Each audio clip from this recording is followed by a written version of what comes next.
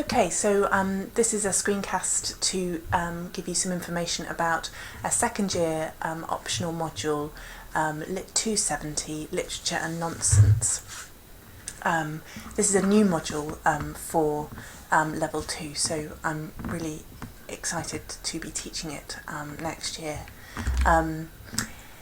The module's run by me. I'm Dr. Anna Barton, and I'm a lecturer in 19th century literature here in the School of English. Nonsense literature is one of a number of research interests that I have. I've published on the work of Edward Lear, but my interest in Lear comes out of a broader research interest in 19th century poetry. Something else I'm interested in that might come up in the module is the relationship between poetry and its sort of 19th century philosophical context. More on that in just a second. So let's have a look at what this new module is going to aim to cover. The module constitutes an exploration of a broad range of different nonsense literatures. Its historical scope spans from the 18th century right up until the present day, so you've got quite a broad scope, and the text will be linked by this sense of a kind of continued tradition or genre that links them through historical time. The course will, of course, can include and focus on those writers that we immediately associate with nonsense literature, Edward Lear and Lewis Carroll. Lewis Carroll's Alice's Adventures in Wonderland and Through the Looking Glass will be core texts, as will Lear's limericks and nonsense songs. So that will be a focus, that kind of conventional understanding of nonsense literature. But I'm also keen to expand the definition of nonsense to include texts that would not necessarily always be called nonsense literature in the first instance. So in terms of the 18th century, we'll look at some satirical writing, we'll look at some modernist poetry and some contemporary poetry kind of through the lens of nonsense, and see how that might transform it, how that might provide new ways into it. So what the module aims to do as a whole is to propose nonsense as a word that describes a kind of writing, and also perhaps a kind of critical practice, a kind of reading that might be quite radical in the way it challenges our established ideas about genre, literature, ideology, politics, philosophy, critical practice. Something that can really present a kind of powerful challenge to sort of literary convention, I suppose. Let's look at how the module is going to be assessed next. The assessment is fairly straightforward. You'll begin sort of halfway through the module with a close reading exercise, which will ask you to choose one of a number of examples of nonsense literature, either poetry or prose, and carry out a close reading of that, and that will be 1,500 words and 30% of the module, the overall module mark.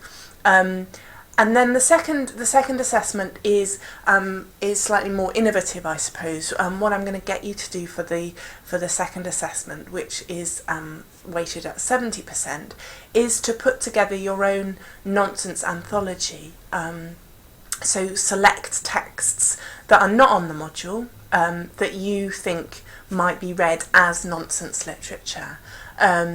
And that nonsense anthology will be published online, and you'll write a 3,000 word critical introduction of the kind that you find in sort of critical anthologies that you'll be familiar with from studying literature in your first and second year, a critical introduction that will be a kind of essay that explores the connections between the different texts.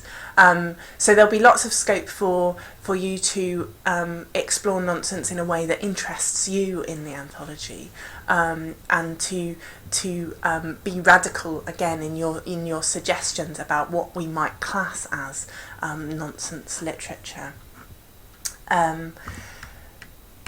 The module will be taught in 2 kind of hourly slots each week, 2 seminar slots. Some of those slots will be taken up by seminar discussion, and I'll be keen to hear from you about your own views and opinions on this topic. It's nonsense literature is a pretty kind of new field in a lot of ways, a new critical field. So there's lots up for grabs in terms of sort of what you think and how you want to define nonsense literature. But some weeks I'll provide you with a lecture or a workshop that will be slightly more structured and might offer you some sort of information about a particular text, a particular critical, theoretical or philosophical approach to a text. So it'll be largely discussion led, but with some sort of some lecture or workshop material as well. Because this is a fairly kind of innovative module in terms of its content, there isn't an anthology yet in existence or currently in existence of nonsense literature, so I'm going to make one up myself. So the module will use a selection of materials that will be supplied in a course pack that will be made available to you at the start of the semester. That will include text and also kind of contextual materials, secondary reading, theoretical reading, that kind of thing. And I suppose last of all, what you might want to know about the module is what you'll get out of it, what you'll be able to do by the end of the module. So what I hope the module will achieve is that by the end of the module, you as a student will have gained a sort of solid understanding of the way literary nonsense can be defined, and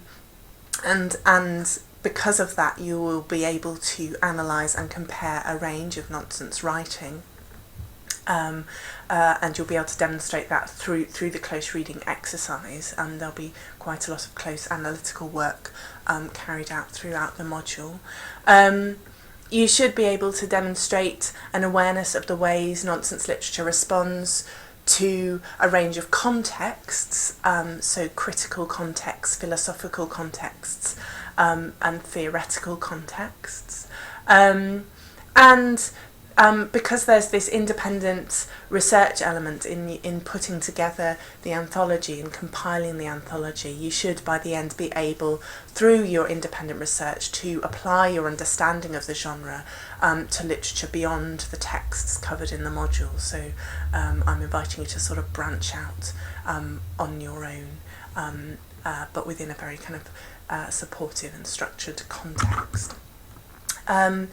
So that's as much as I think you need to know about the module just now. But if there's anything that isn't clear from that, or if you've got any questions, please don't hesitate to get in touch with me. That's my contact information there.